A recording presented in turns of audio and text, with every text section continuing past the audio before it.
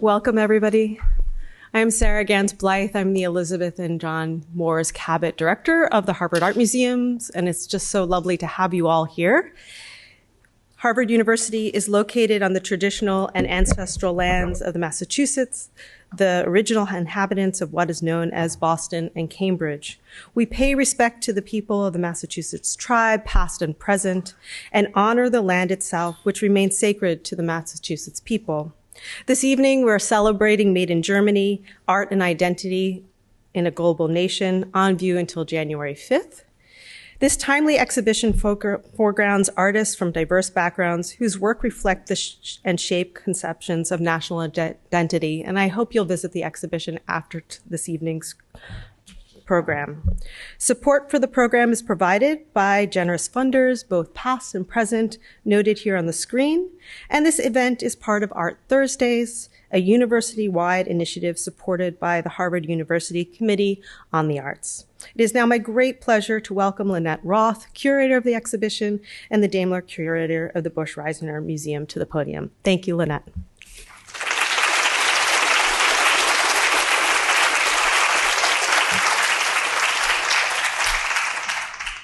Thank you, Sarah.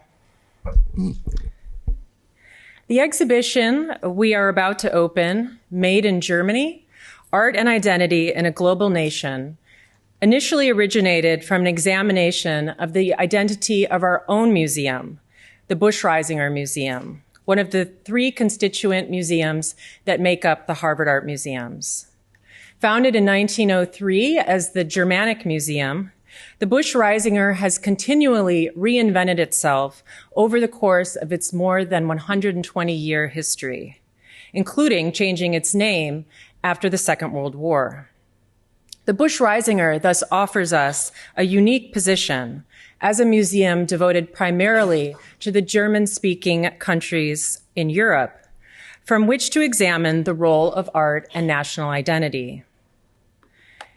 Taking a fresh look at German art after 1980, the exhibition, Made in Germany, features artists from different generations and diverse backgrounds whose work complicates notions of German identity, especially the idea of ethnic and cultural homogeneity. In fact, although it may surprise many Americans, Germany is second only to the United States as a destination for immigrants from around the world, a fact that sustains the country's preeminent role as an economic and industrial superpower, and hence also our play in the title of the exhibition on the merchandise mark Made in Germany, which we typically use to denote the country's reputation in manufacturing, commercial, and industrial design. As the exhibition makes clear, German national identity has been shaped in the post-war period primarily by labor migration following the Second World War, the unification of East and West Germany in 1990, and the influx of asylum seekers to the country since 2015. The question mark in the show's title underscores that our project asks, and this is very important, it's asking us. We're putting the question to you, to all of us, to think through. It asks us, rather than offers ready answers to, who or what represents Germany today. Race, migration, labor, history, and memory are at the forefront of this inquiry into German identity. The 23 artists in the exhibition, and you can see the names here on the screen, address issues of German history and identity in a wide range of media: film, video, photography, painting, printmaking, drawing, collage, and as we'll hear tonight, installation. I would like to extend a special welcome tonight to artist Henrike Naumann, our guest speaker, and also to Ngozi Shomers, although I didn't actually see Ngozi just yet, whose work Commuters, which alludes to the housing and refugee crisis, is on view in the stairwell on this level. The exhibition is not organized chronologically, but as a series of case studies, which, like Isa Genskin's world receivers, concrete radios, like those seen here, create dialogues across time and space.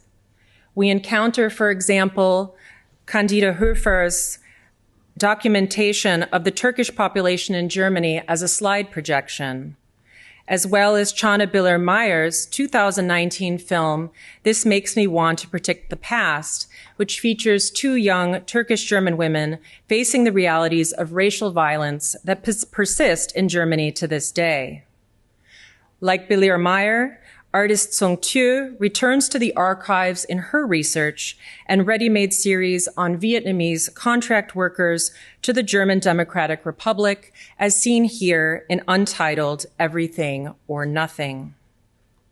Hito Steirl's 1998 documentary film Die leere Mitte, The Empty Center, layers archival images, interview fragments, protest footage, and soundtracks from different historical periods to link modern-day violence against foreign laborers, non-whites, and non-Christians to pre-20th century hostility toward migrants in Germany. The works on view focus attention on racial, ethnic, or religious diversity, as in Nevin Alledag's portrait series Best Friends, but also on marginalized groups at the very edges of German society, such as the aging, the economically disadvantaged, and the unhoused, as in Schomer's conceptual ready-made or Mark Brandenburg's intricate graphite drawings. Just as identity is constructed and reconstructed over time, the artworks on view in our exhibition have often been made and remade over an extended period of time. Ulrich Wüst's extensive Leporello or accordion book, Hausbook, details generations of migration through two homes in the rural former East Germany. Hans Hake's poster, Wir alle sind das Volk, We All Are the People, which was first conceived of in 2003, has been reissued for our exhibition and is available for free to further disseminate the message by displaying it in your schools, workplaces, homes, and neighborhoods. As part of our reconsideration of our own museum identity in the 21st century, our exhibition was also conceived around recent acquisitions to the Busch-Reisinger Museum. And we do have a few wonderful loans to the show, but the majority of the exhibition is comprised of recent acquisitions to the museum. And I would like to thank here our many generous donors of artwork. Among us tonight, Anne and Graham Gund, who gave us Corinne Vossmuth's monumental painting of what the artist has called our collective global everyday life. Our German friends of the Busch-Reisinger Museum supported not only the exhibition, but helped us make important additions to our collection a reality, including Katharina Sieverding's large-scale screen print on aluminum, Deutschland wird deutscher, Germany becomes more German. Support like this makes possible our investment in new artists, new media, and new ideas. The aim of Made in Germany is to contribute to wide-ranging debates on diversity, nationalism, and social change in the face of migration and globalization. By framing discussions on racial violence, right-wing populism, and ethnically defined national identity, issues that are resonating, of course, not only in Germany, but also in the United States today.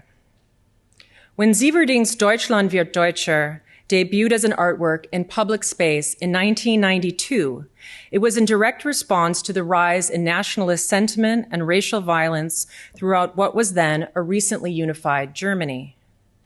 More than 30 years later, the artwork and its message feel just as poignant in the face of right-wing electoral gains in Germany, and as we find ourselves in the midst of our own election season in this country. In 1992, the monumental artwork led to public outcry, but also to intense public debates in the press and in person. The following year, the work was postered all over the newly established Berlin capital. An initial newspaper article reporting on Deutschland wird Deutscher asked the question, was kann die Kunst leisten? What can art do? As a university art museum in a vibrant cultural community here in Boston, but also in connection with artists, scholars, curators, students, and writers from around the world, we think art can do quite a lot indeed. Our conversations in the lead up to this project began several years ago online and on our Instagram @busch-hall, and have continued in our catalog for this exhibition. And I am so pleased that several of our catalog contributors and colleagues whose interdisciplinary work complicates notions of German identity are also here with us tonight. As we continue to explore narratives around nation, race, gender, and identity in art, we look forward to doing so with you this fall in our galleries and as part of a wide array of public programs, which will include gallery talks, tours, a film program, and events in partnership with the Goethe Institute Boston. I would like now to add my sincere thanks to Sarah's, to our supporters, lenders, collaborators, and everyone who made this exhibition possible. I also want to take this opportunity to acknowledge the incredible team here at the Harvard Art Museums. I want to thank our incredible exhibition designer, Madeline Albright, our registrar, Francine Flynn, and the Division of Academic and Public Programs, especially Tayana Fincher, who worked tirelessly on all the program, including tonight's. Thank you also to our skilled digital imaging, communications, and marketing teams, especially John Connolly and Tara Metal, and the editor of our beautiful catalog, Sarah Kushner, and designers Angela Lorenzo and Adam Shirkanowski. The myriad challenges of the exhibition's installation, and you'll understand what I mean once you've seen the show, were skillfully managed by our expert exhibition production team under the leadership of Karen Gausch. And our conservators, especially Angela Chang, Tatiana Cole, and Nicole Ledoux. And finally, I am extremely grateful to my own curatorial team, Staff Assistant Marvin Smith and Senior Curatorial Assistant Bridget Hintz, who really kept everything impeccably on track, and we couldn't have done it without you. And of course, I am ever grateful to my co-curator of the exhibition, Peter Murphy, Stefan Engelhorn Curatorial Fellow in the Busch-Reisinger Museum. Congratulations, Peter. I couldn't have done it without you.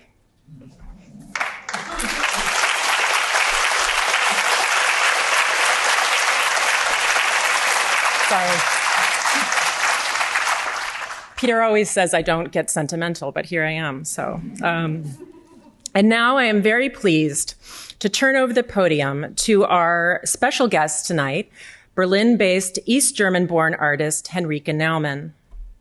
In video works and installations of furniture and design, objects from the 1980s and 1990s, she has examined the transformation of the German Democratic Republic that marked her formative years, namely the introduction of consumer capitalism to the former socialist East and the rise of neo-Nazi extremism. Naumann is a 2024-25 fellow at the Berlin Artistic Research Program, and her installation, Ostalgie, from 2019, is prominently featured in our exhibition, Made in Germany. We look forward to hearing more about her work and her artistic practice tonight in her lecture performance entitled Ossification. Please join me in welcoming to the podium Henrike Naumann.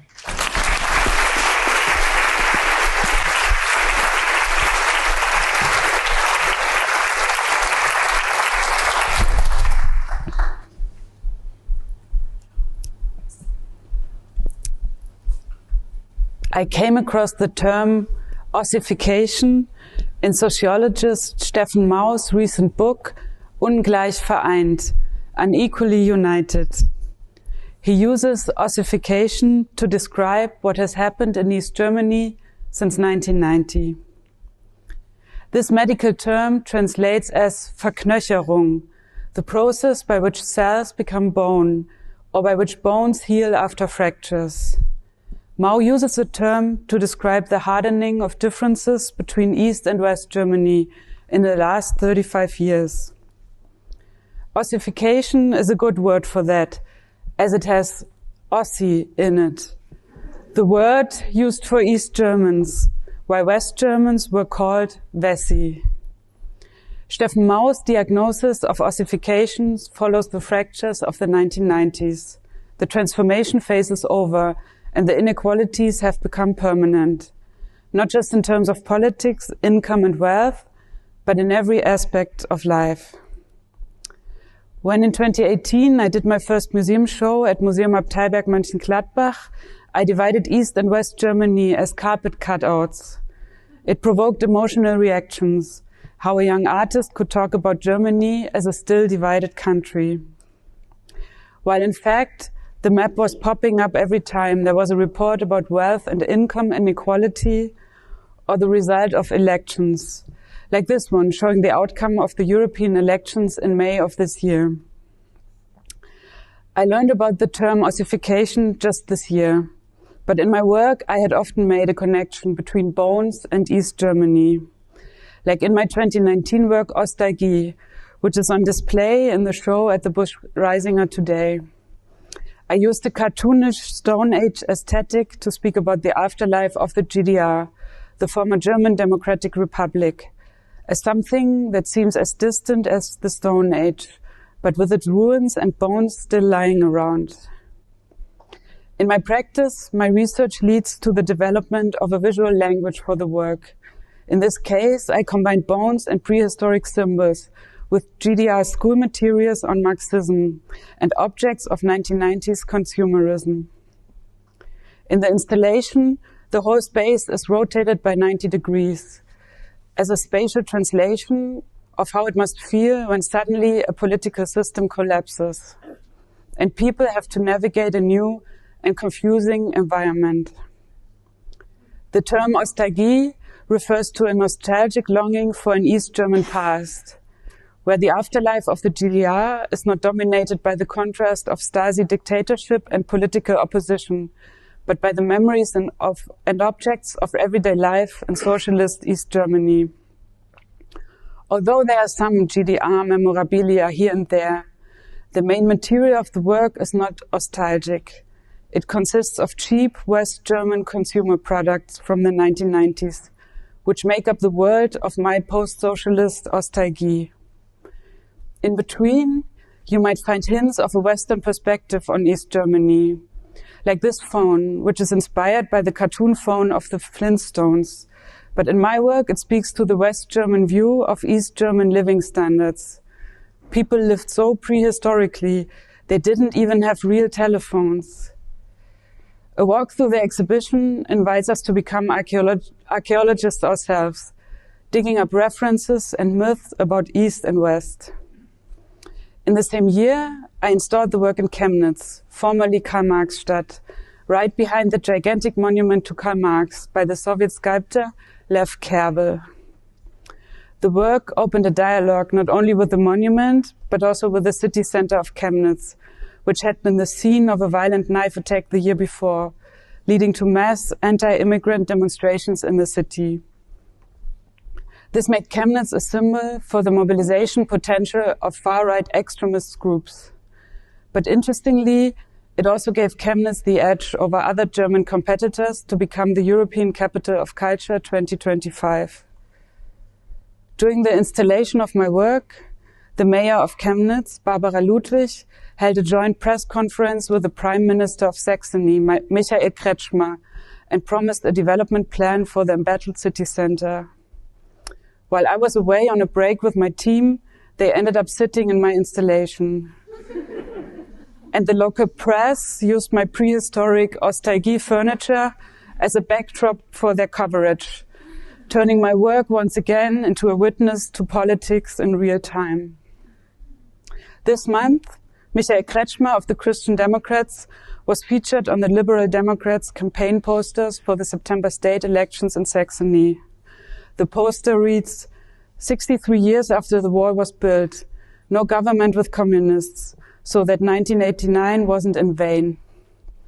The poster shows Michael Kretschmer kissing former left party politician Sarah Wagenknecht.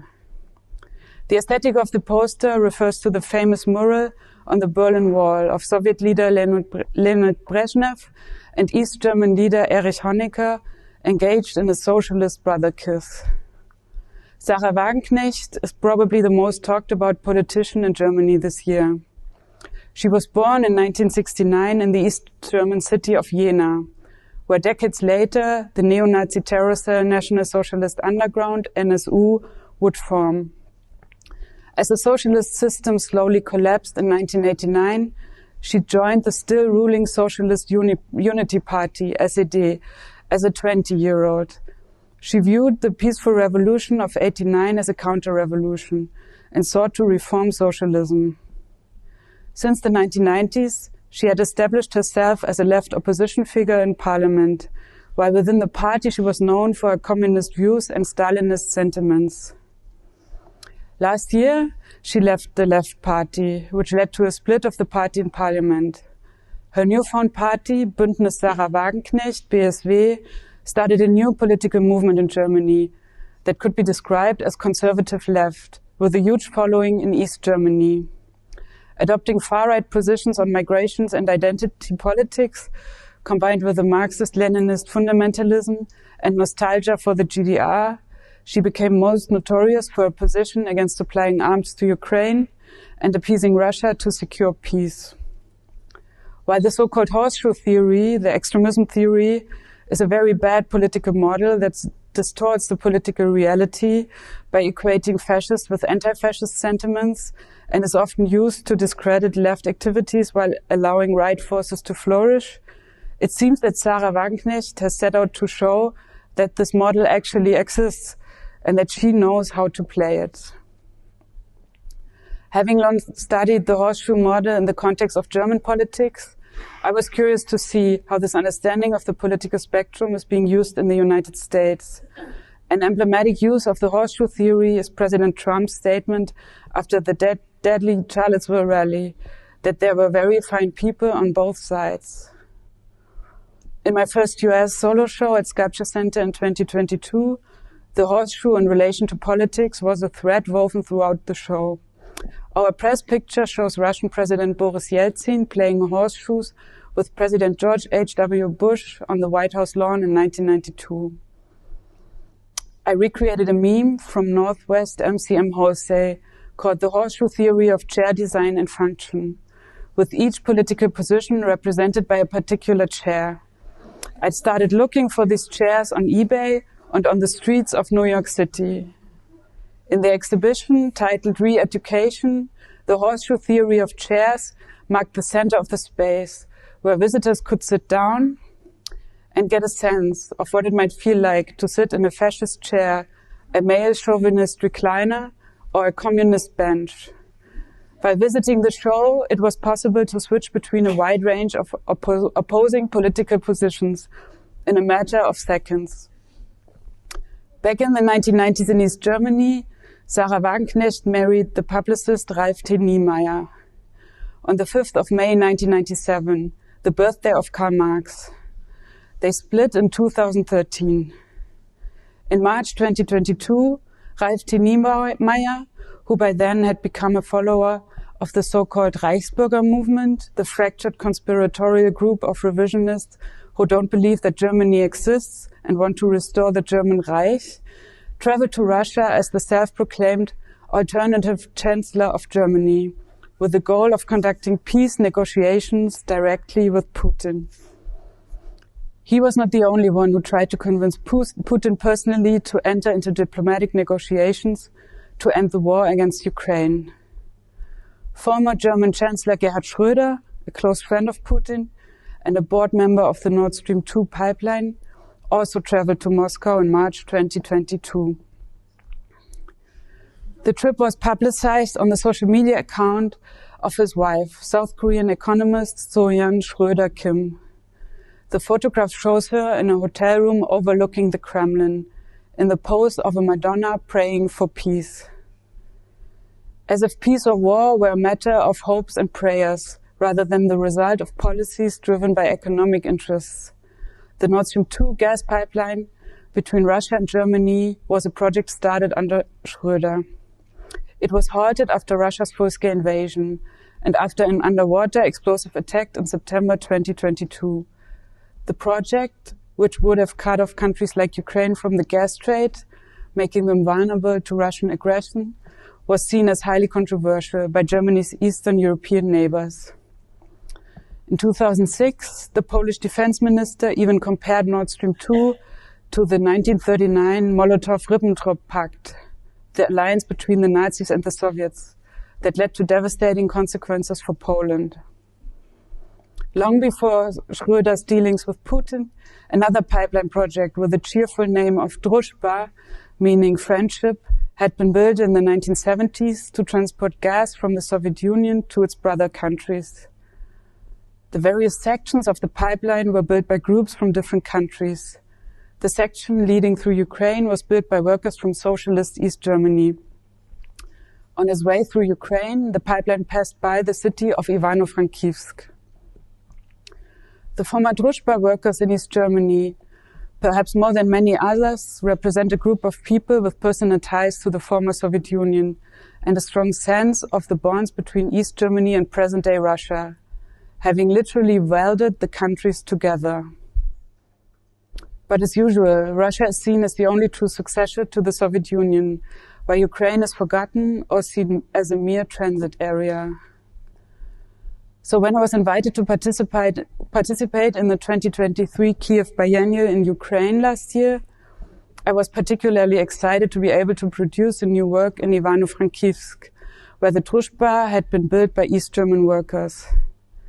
It embodies the complexity of German-Ukrainian relations in the midst of a war fueled by fossil greed and a failed understanding of post-Soviet Ukrainian history. In the famous drama theater Ivano-Frankivsk, I worked with Viktor Abramyuk and Oleg Panas, two young actors who had rehearsed and performed in the bunker under the Soviet-era modernist theater building during the first month of the war. The sound came from percussionist Stanislav Ivashchenko, whose driving beats are the soundtrack for a number of Ukrainian soldiers in combat. The performance Blythe was about mobilization and what it means for every male Ukrainian artist, actor and musician to become a potential soldier. The actors wore chainmail armor, as well as boots and pants from their theater roles in remarks, "All quiet on the Western Front." While Viktor was something I had brought with me from Germany, a welder's jacket from an East German Družba worker. I grew up in East Germany, between the city of Zwickau and the small village of Schneeberg, a part of the so-called Erzgebirge, the Ore Mountains. This small part of the Erzgebirge was witness to an interesting episode in the last weeks of the Second World War, leading up to Germany's surrender. For some reason, the American and Soviet forces had forgotten to occupy the small area. So for several weeks, there was a self-organized basic democratic socialist council system where the inhabitants tried to organize themselves and started their own denazification efforts. The Jewish author Stefan Heim, who left his hometown of Chemnitz for Czechoslovakia in 1933 after the Reichstag fire, emigrated to the United States in 1935 and returned to Germany in 1943 as an American war correspondent, wrote about this in his book Schwarzenberg.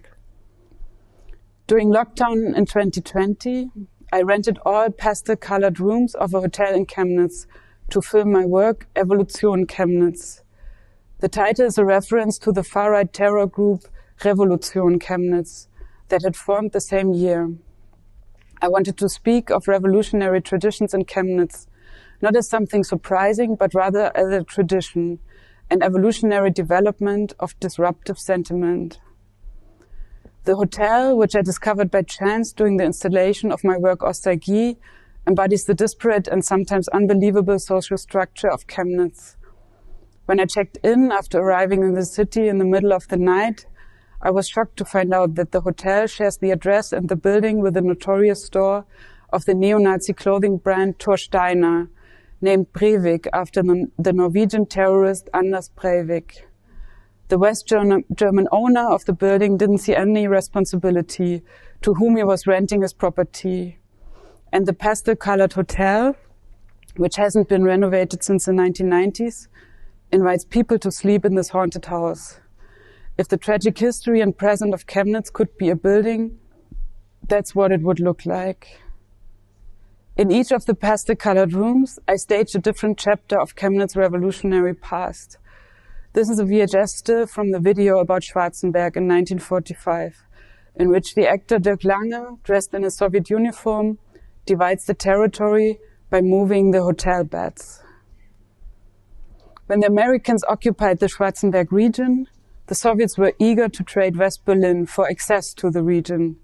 They had information that the Americans didn't have, that the mountains were full of uranium. In order not to draw too much attention to this, they codenamed the substance Wismut. From 1947 to 1990, parts of the Soviet Union's demand for uranium came from my home region and were used for the production of nuclear weapons. This information was kept from the citizens of the GDR, exposing the people living and working in the area to dangerous health and environmental consequences without their consent or even knowledge. To this day, former workers are likely to die prematurely to cancer. Although the work was hazardous and dangerous, the closure of the mine in 1991, after the unification of Germany and the takeover of the East German economy by West German companies, led to widespread protest by former miners, who found themselves out of work from one day to the next. During socialism, the Wismut was a prestige project, with a large collection of art commissioned by the company. The picture on the left is a painting by my grandfather, Karl-Heinz Jakob. Since we are still working on his list of works, I don't know if he also made art for the Wismut. This painting shows coal miners from his hometown of Zwickau in 1971. The Wismut art collection is a never-ending source of fascination for me. This painting by Karl Kuhn from 1962 is called Ehrlich arbeiten, working honestly. What is exciting is that in recent years, there has been more interest in seeing the works, researching them, and organizing exhibitions of Wismut art. Thanks to a better understanding of how important it is to look at state-commissioned art to get a full understanding of life in the GDR.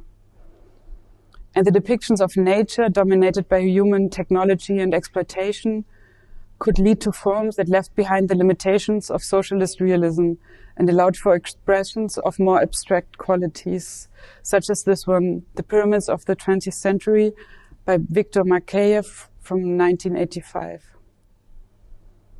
The knowledge of the uranium mines in my home area made me wonder if the secrecy surrounding them, but also the toxicity of the radiation, could be a reason to understand the social and political developments that happened here after 1989. Not only the part of the Erzgebirge in Saxony had these uranium reserves, also on the Czech side of the border, you could find these mines. And interestingly, a 2018 wastewater study found that East German cities, as well as Czech and Slovak cities in regions with former uranium mines, were also the cities with the most crystal meth use in all of Europe. Crystal meth was also a driving force for the Nazis during World War II under the name Pervitin, which helped soldiers stay awake for long periods of time and lose their fear in combat. It makes me wonder if the 1950s in Germany were not only a come down from world domination and genocidal violence, but also from a long sleepless rush of war. A large part of my practice revolves around the question of why this dark era of German history is not only desirable to Germans today, but how it can become a kind of escape strategy into the past, into a time when things were supposedly better, made more sense, and gave the individual a greater purpose in life. This image is from my Facebook research on the Reichsbürger movement, which I started in 2013. The homemade shirt of an East German Reichsbürger reads, "The biggest traitors of the German people are our politicians. Since 1990 until today, no peace treaties." The signing of the unification agreement between East and West Germany in the banquet hall of the Kronprinzenpalais in Berlin is one of the events used by the Reichsbürger movement to question the existence of Germany. According to their logic, a peace treaty should have been negotiated, as established in the Basic Law of 1949. Therefore, the German Reich still exists for them. They see themselves as a threatened indigenous people in an occupied country, and they are stockpiling weapons in anticipation of their struggle for existence. Reichsbürger Burkhard Bangert from the southern town of Schwetzingen embodies for me everything that makes a critical analysis of the movement very difficult, because the aesthetics can seem strange and out there. They were often not seen as dangerous. While working as a druid for children's birthdays, he was also part of a neo-Nazi terror network and stored weapons in his home. In 2017, when working on my film Das Reich, his Facebook profile was still online. I was able to see everything he shared with the world, which became the basis for this work. Understanding how I can talk about this ideology from the perspective of the people themselves, with the material they share, and by using their artistic tools and aesthetic language. I have always been particularly interested in methods that I know from my work in theater and film. Mood boards, models, sketches. This gives me an access to a world that is otherwise, politically and ideologically, very foreign to me. I was intrigued when I found this montage on his site, a mood board for a building project he was planning, the erection of a cultic Stonehenge-like formation next to the city's Christian cemetery. I was even more fascinated when I realized that he had built a model of the proposed Stonehenge with little rocks and carefully crafted figures. With my background in stage design for theater, model building was something I continued to do in film school, even though it was pretty old school by then, as well as for my art installations. Seeing this model of the neo-Nazi druid made me wonder, could this be an entry point into this disturbing and violent ideology? So I looked at the floor of the Kronprinzenpalais unter den Linden, where the Unification Treaty was signed in 1990. What if I created my own Stonehenge there, a cultic site as well as an emergency government, in order to understand the mindset of the Reichsbürger? I also built a model. My Stonehenge would consist of pieces of furniture, cupboards and chairs, to talk about radicalization in our living rooms and declaring a home a sovereign state. The work materialized during the Berlin Herbstsalon in 2017. While in 2013, when I first began researching the phenomenon, it was still considered a niche issue. Since then, it has gained traction across Germany, with terror arrests in 2017, a growing following during the pandemic, an attempt to storm the Reichstag in 2020, and the infamous planned overthrow of the government in 2022 under the leadership of Prince Reuss. When I was invited this year to develop an exhibition inside the German Bundestag, I immediately knew that I wanted to respond to the different attempts by far-right groups to take over the German government.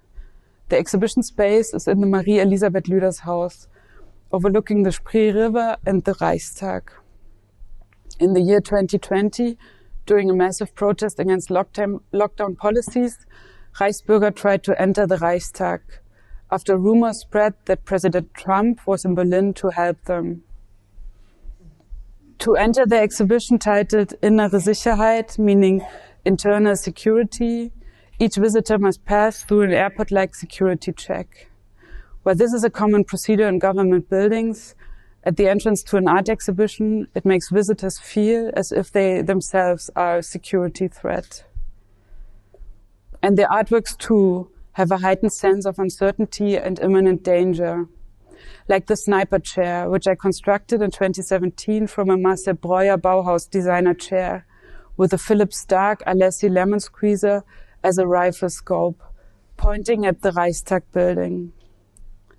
In an interesting way, the works make a lot of sense in the parliament buildings, all German postmodern architecture furnished with modernist Bauhaus classics, turning the chairs in the foyers of the parliament into unfinished weapons.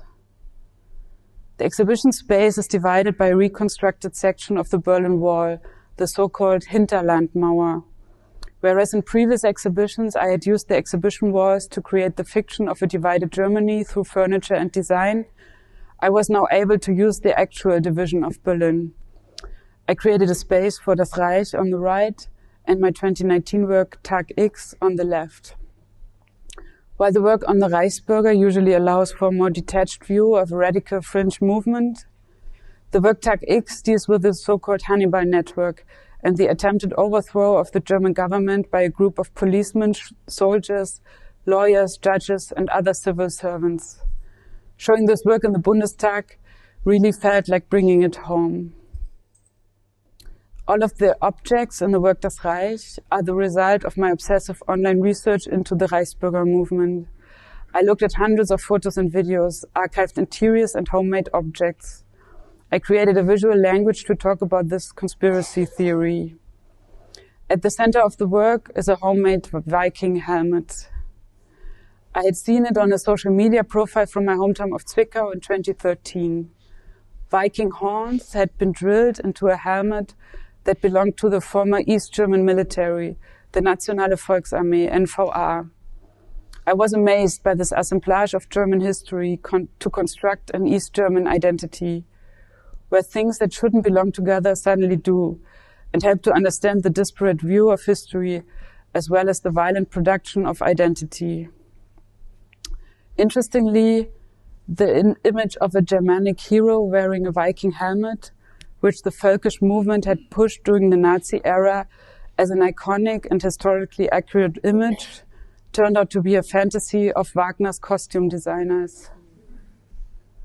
On January 6, 2021, my phone exploded with messages. People were sending me photos and asking me, "How did you know this was gonna happen?" The aesthetic of my work from 2017 was a mirror of the aesthetic of the Capitol stormers in Washington, D.C. At that time, I had not been to the United States.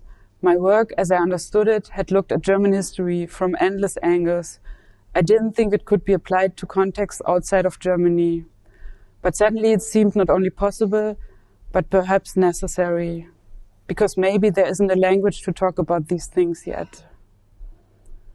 So for my show at Sculpture Center in 2022, I decided to produce an entirely new body of work, dealing with the fractures of American politics, using the tools I had acquired over a decade by looking at German fringe far-right movements.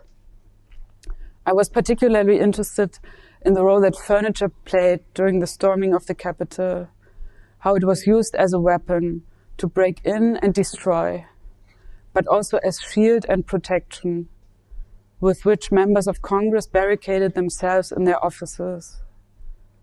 The pieces of furniture became witnesses to this historic moment, but also physical participants. For my show in Sculpture Center, I collected furniture on the streets of New York City and in secondhand stores to recreate the so-called federal style, not with expensive government furniture, but with furniture that came directly from people's homes, to emphasize the political structure as something made up of the sum of the people. I arranged these pieces of furniture in the shape of the Capitol building in DC to create a monument to what happened on January 6th.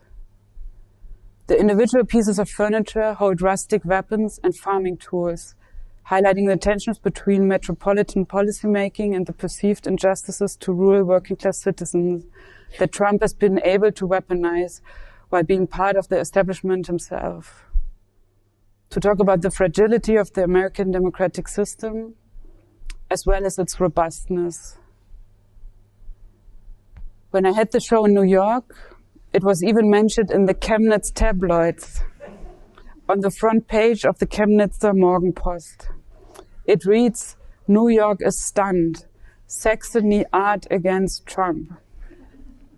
As well as the brilliant headline that could be translated as, "This Zwickauer beats up Trump." In the German version, the verb vermöbeln is a play on words with a double meaning of to furnish and to beat up. They even placed what I would call a viral ad next to my work, advertising a so-called Gerümpel-Hugo, which could be translated as junkyard Hugo, who specializes in estate liquidation and hoarders. I was amazed at the audacity to use my work to advertise such a service. In many ways, it makes a lot of sense, because the circulation of objects from people's homes into my work has made me deal with Gerümpel-Hugos quite a lot. And in a way, my work is also a practice of making sense of these remnants of society.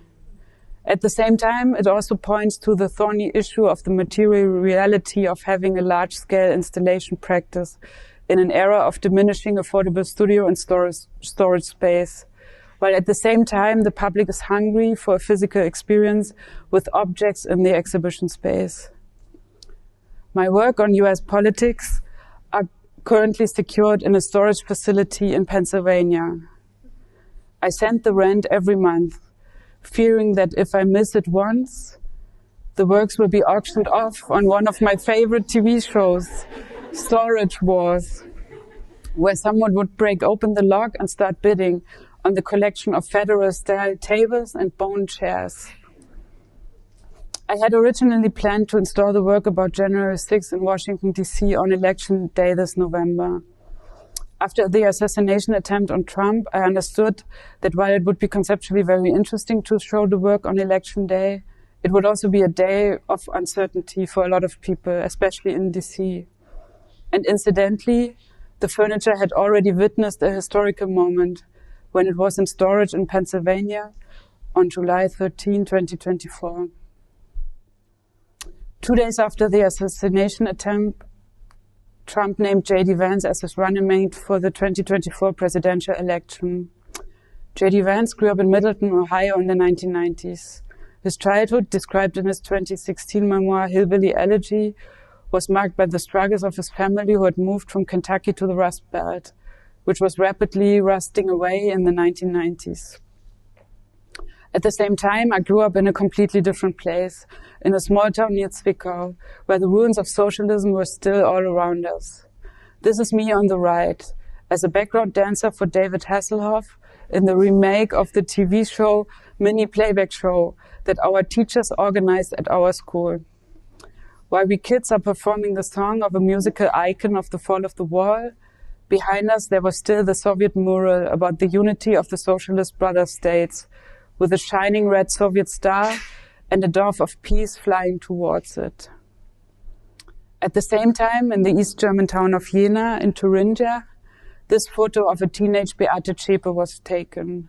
She would later become a founding member of the neo-Nazi terror cell National Socialist Underground, NSU. The existence of the terror network and its culpability for 9 racist murders became known in 2011, when Beate Zschäpe tried to burn down their hideout in Zwickau-Weißenborn, after her comrades Uwe Böhnhardt and Uwe Mundlos had killed themselves after a failed bank robbery. At that moment, I was just a kilometer away, visiting my grandmother, who had lived in Weißenborn for as long as I could remember. The house the terrorists chose as their hideout was part of the Schocken estate, built for the city in 1926 by Jewish entrepreneur Simon Schocken. He died in a car accident in 1929, before the Nazis came to power. His brother, publisher Salman Schocken, left Germany in 1934 and later became known as the founder of the Israeli newspaper Haaretz. A few weeks later, after police had secured all the evidence from the house, my mother and I went inside to look for remains. We were able to salvage a piece of carpet and a piece of burnt textured wallpaper. These materials became the reference for my diploma work, Triangular Stories, from 2012, in which I found my own language to speak about the NSU as a phenomenon that began with teenagers in the post-socialist 1990s in East Germany. While I see reasons for the mass radicalization of the 1990s in the lack of democratization efforts, in the specific history of the GDR, in the mobilization through existing West German neo-Nazi structures, as well as in continuities from the Third Reich, the decay and deindustrialization of the East German economy served as a backdrop to all this and enabled its acceleration. This is what connects places like Zwickau or Chemnitz with places like Middleton, Ohio. A rapid deindustrialization of places that were prosperous in the 20th century and needed a lot of workers who suddenly found themselves without work and often without purpose. It's naive to see this as the only reason people develop racist or xenophobic beliefs. But it's also important to keep this in mind when trying to understand the political developments in the decades that followed. At a time when labor was still in high demand in Chemnitz, in the late 1950s GDR, my grandfather Karl-Heinz was commissioned to paint a mural for the city council of Karl-Marx-Stadt entitled The Mechanization of Agriculture. He had just graduated from the Art Academy in Dresden. It was his first big commission, and it would also be his first failed attempt to nail official socialist realist art. He had painted the farmers and workers with all the cliché insignia of socialist realism, with headscarves and bundles of spikes. But what followed was a shitstorm in the regional newspaper, claiming that the work wasn't really socialist realist because the workers' faces didn't look happy and had hard edges that were more reminiscent of the war-torn faces of German expressionist painter Karl Hofer. Letters from readers also complained that the workers were wearing the wrong workwear and using the wrong tools. One angry reader wrote, "It seems obvious that the artist himself has never worked a day in his life." Abstract geometric shapes that my grandfather had placed behind the scenery had to be altered to resemble actual building materials. The formalism debate had arrived in rural East Germany. As a family, we were unaware of this mural until a film production company contacted us in 2017, asking to use the mural for director Florian von Henkel-Donnersmarck's film Werk ohne Autor, Work Without Author.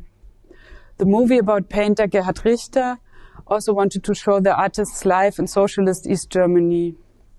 At that point, Richter had not yet claimed authorship of his work Lebensfreude in the Hygienemuseum Dresden, and my grandfather had studied at the same time as him at the Dresden Art Academy. During the chapter of the movie that takes place in the Third Reich, the young Gerhard Richter visits the defamatory degenerate art exhibition with his aunt.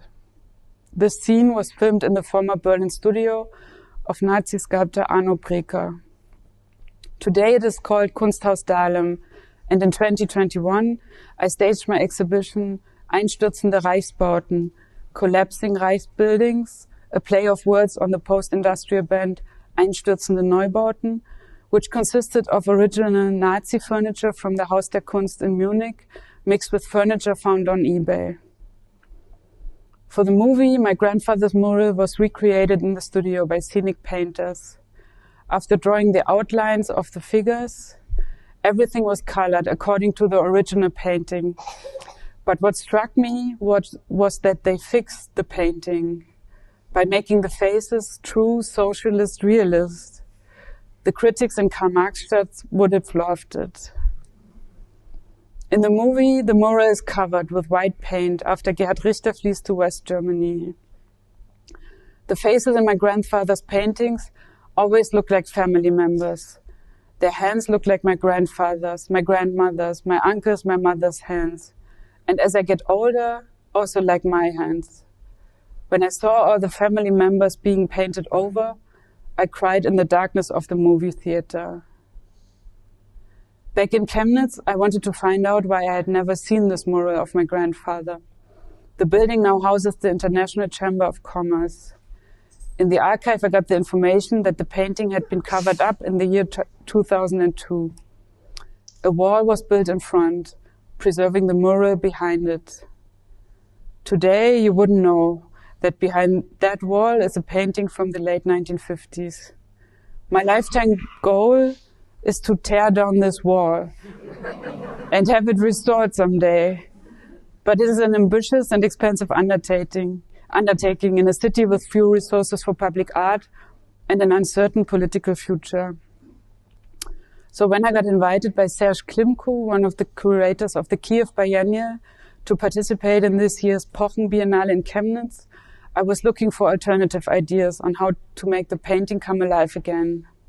This September, I will be working with the line dancers of Chem Ballet to recreate the painting as a dance performance, using costumes inspired by my grandfather's figures, as well as the line dancers' clothing, cowboy hats and boots. my interpretation of the mechanization of agriculture, with East German dancers dancing to Western country music. The performance will take place in the 1970s modernist city hall, across from the Karl Marx monument. Earlier this year, Karl Marx witnessed the widespread farmers' protests. Roads were blocked throughout Germany and Europe. Farmers protested the elimination of tax breaks for agriculture. In East Germany, far-right forces took over the protest movement in many cities. The protests also marked the rise of AI-generated images used to promote the protest and mobilize people. Memes on East German social media sites drew connections to the Peasants' War of 1524, attempting to incite violence and create a climate of fear. I was curious about this new form of artificial realist painting, which the art historian Roland Meyer described with the term platform realism. It follows the tradition of socialist realism, but with the artist absent and replaced by a machine. Far-right meme producers close to the Alternative for Germany party, AfD, are using the tool for their purposes, advertising with images of strong blonde farmers ready to protest, blonde families in crops that looked like they came straight out of a 1930s Nazi exhibition, to montages of gallows with a traffic light being killed by hanging and left by the road for people to see. The traffic light is a reference to the current German government, consisting of the Social Democrats, red, the Liberals, yellow, and the Greens.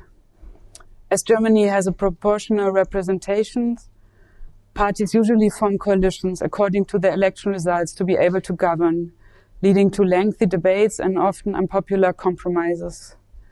The meme speaks to the current climate in Germany, where federal and local politicians are threatened with death on a daily basis. Following the calls for protests across the country, reconstructions of the meme began to appear. Always next to roads where people pass by with their cars. All the remote places in Germany suddenly united by a certain violent symbol. With handcrafted colorful traffic lights and the gallows now already standing by the roads, ready for future use. A visual reminder of the current brutalization of political dialogue in Germany, but also a testament to the haunting power of AI-generated art and public sculpture. Earlier this year, I took this picture in the countryside of Saxony, where someone had hand-painted a quote by Hoffmann von Fallersleben, author of the German national anthem, on a timber-framed house. The greatest crook in all the land is and will always be the informant.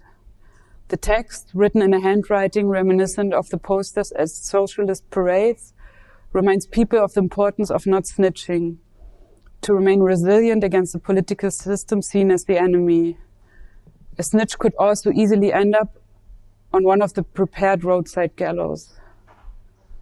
In the 1990s, when asked about the growing problem of neo-Nazis, the West German president of Saxony from the Christian Democrats, CDU, said that Saxony is immune to right-wing extremism. But why immune? Because it has so many antibodies? In Saxony, Hitler's NSDAP party made its first big electoral gains in 1929, tripling its vote. Unfortunately, Saxony has always been the avant-garde of far-right extremist movements in Germany. I'm preparing this lecture on the 1st of September 2024, on the day of the elections in Saxony, exactly 85 years after the start of World War II. In a few moments, I will know the results, with a dark future glooming for my family and friends. The Christian Democrats not only ignored the problem for decades, but also presented themselves as the only viable alternative to the rise of fascism. The infamous Bavarian politician Franz Josef Strauß said in 1987, "Rechts von der CSU darf es nur noch die Wand geben. To the right of the Christian Democrats, there can only be the wall." I think even back then, that wall had already collapsed. Thank you.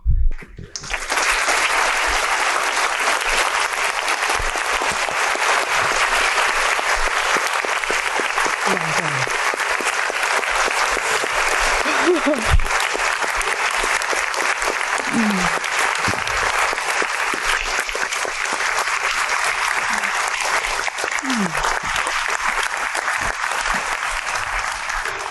you so much, Henrike. And now we would like to turn it over to questions from the audience. I'm sure we all need a second to sort of take in what was an incredible tour de force through German history, art, politics. I think Henrike's lecture tonight is really exemplary of also the kind of work that we are trying to do at the Busch-Reisinger Museum, also for our audiences here, to show also the interconnectedness also across generations. And Henrike's work embodies that in so many ways. Are there any questions? We have microphones available.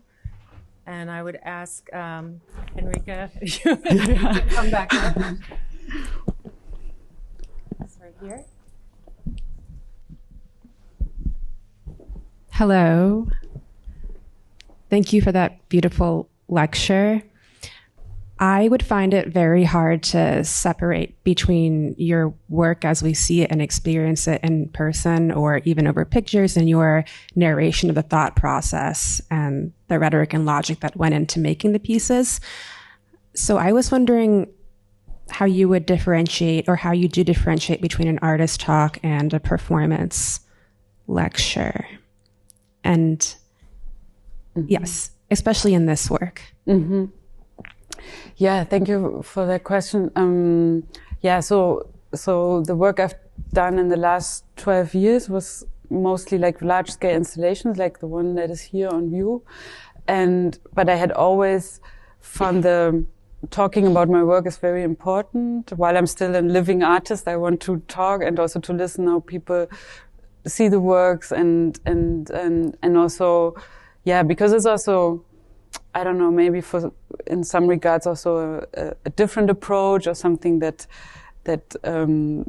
needs some, yeah, like tools how to read it or also how to maybe sort it into an art historical context, because my background was first in stage and costume design for theater and then scenography for film and TV, and then with my diploma work about the NSU in Zwickau was my first art installation. So I ended up in doing art after like different routes I took, and so my work was never informed by relating to art history, or you need to know art history to understand my work, but it was more that I was interested in politics and also to comment on that, or also to, as an artist, lend a certain aesthetic language to processes in society where there's a lack of language or where words don't really help. And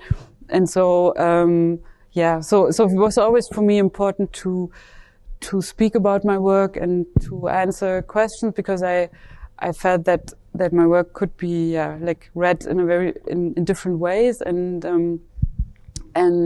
so talking was always important, and in recent years, maybe also it started in a pandemic that because before I was always like every day I found a new chair on the street. I was constantly like hoarding things, and I also thought I could only think if I have a chair in my hand, and also just speak if I have a vase that would formulate my thought, and so I was constantly producing basically or repurposing things, and I think when everything shut down, so not only the museums where I was working, but also the thrift stores where I was producing, and suddenly I was like, oh, how am I going to survive without material or without and then I realized that it's also possible to talk about furniture without actually having a truck that brings it from one city to the next, but that it can be also very interesting to spend an hour talking about a certain chair and what it means, and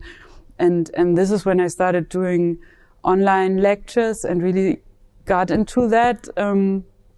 And currently, as Lynette mentioned, I'm a fellow at the Program for Artistic Research in Berlin. So for 2 years, I can now develop a new method of working, where I'm now also really closing the first chapter of my practice, and develop a new method of working, and that will also lead to new works that I don't know now how they will look like, which is also an exciting thing. And I think because I'm now so much researching this format of the lecture that scientists use to, while they're writing their books for years, like constantly get out of the room to also put their thoughts or ideas to discussion with an audience is a format that I'm now exploring more and more. Because also I realized that in an hour I can put a lot of thoughts that would take ages to build in an installation, and also to explore different formats of connection, but also communication, and give depth to the works I have done. So I don't know if this answers the question, if this is now a work that I'm speaking here. I don't know. But I think it does. It makes it seem like the art is actually performing. I didn't really see you as performing, but you were making the art perform or take on a different character, the persona you were lending it by activating it through the thought process that obviously went into building them. I mean, into gathering the materials and what. Yeah, a colleague just recently said to me that she finds it fascinating that somehow I managed to have a distance to my work, that I'm speaking about it like it was from someone else. And I feel also now going through my work, and sometimes I feel like I'm finding this like very wild artwork of this crazy artist that had collected all this furniture and has all this like written concepts, and so in a weird way, like the works I have done, I can also look at them like someone who's very excited to find them and think like, what, why? And so I think this is something I like to do also with these lectures, of really like taking a step back and thinking, okay, what's here, what's interesting, and what could be like what I could do with that material. Yeah. Thank you.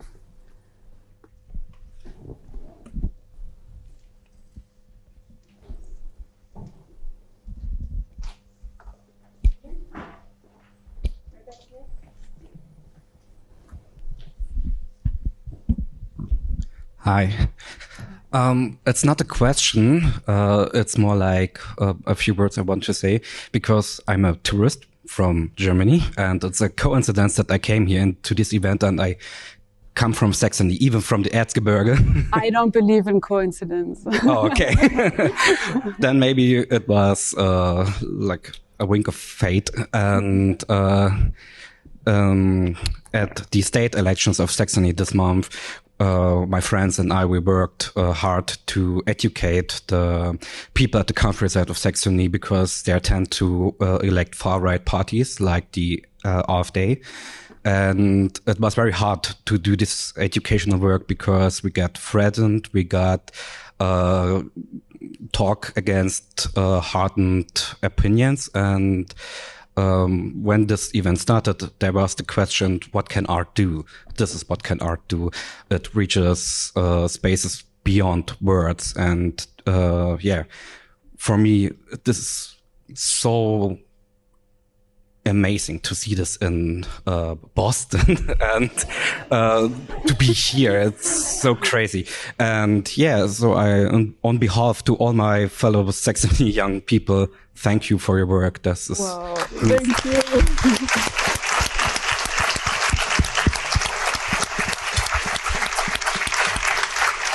Wow, thank you very much. Usually when someone says, this is not a question, more a statement, I'm like, oh, but this was amazing. Thank you so much. And thank you for fate for bringing you here. Thank you.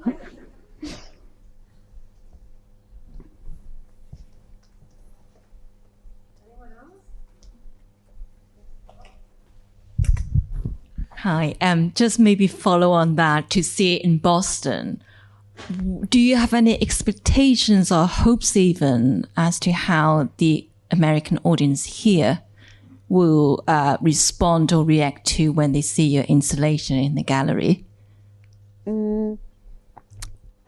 I think by now I have learned to also let a bit go of my so to trust the process and and also the museum, how it's being mediated and all these things, which is also very great here. But also the good thing about working with furniture is that it's something that everybody can relate to in some way. And then when there's also some, confusion, like I hope it draws people in and wants them to know more, because for me, even though my work is so research heavy, it's always about having an initial like communication with the visitor, even though the person knows nothing about the context or about the background, but rather something happens. So for me, a good work is like an iceberg where you see only the tip looking out, and this is like maybe the initial reaction you have to a work, but then the more you want to know, there's stuff lying beneath, and the more you want to know, the more that you will also find, and so I hope that it creates interest in the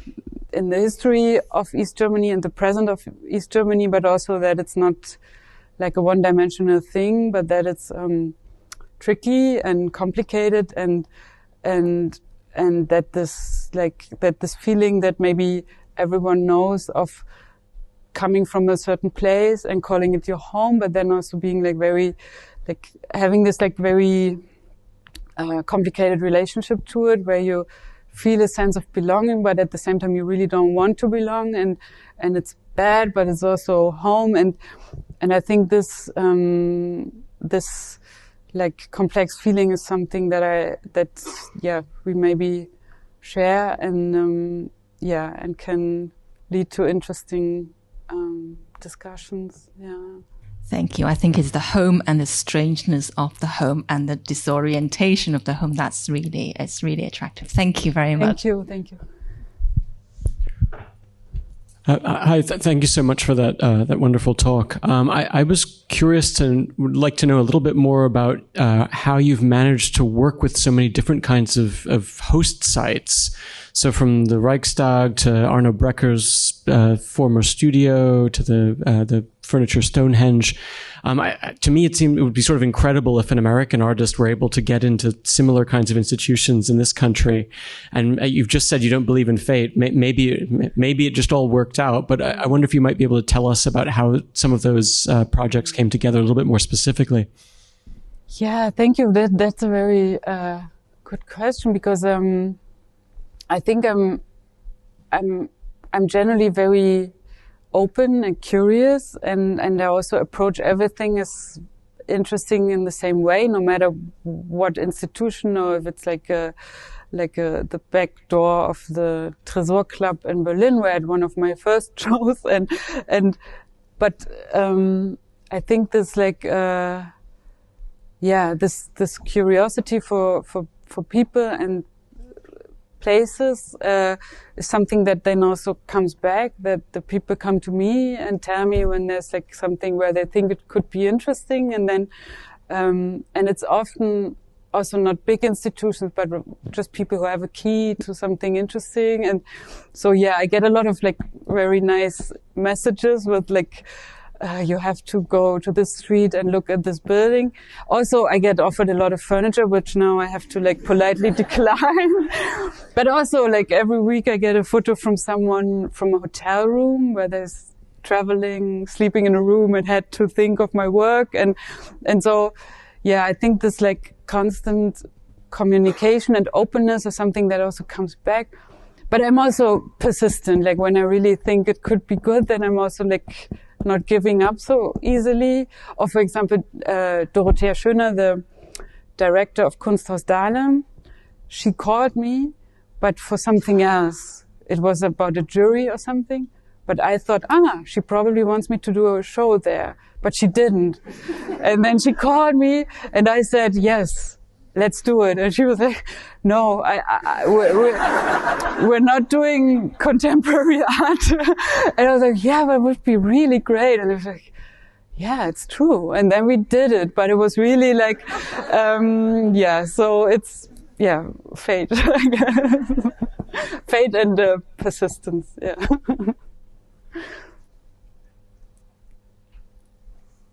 Well, okay. I think I'd say it was fate too that brought us together, Henrike, and thank you so much. Please join me again in thanking Henrike Naumann. Thank you.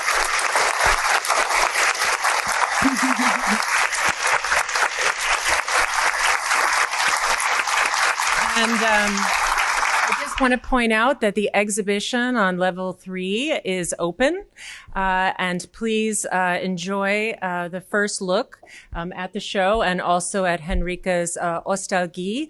The galleries are open until 9 o'clock, and join us again here at the Harvard Art Museums for a full range of programming through January 5th. And thank you again for coming out tonight. Have a great night.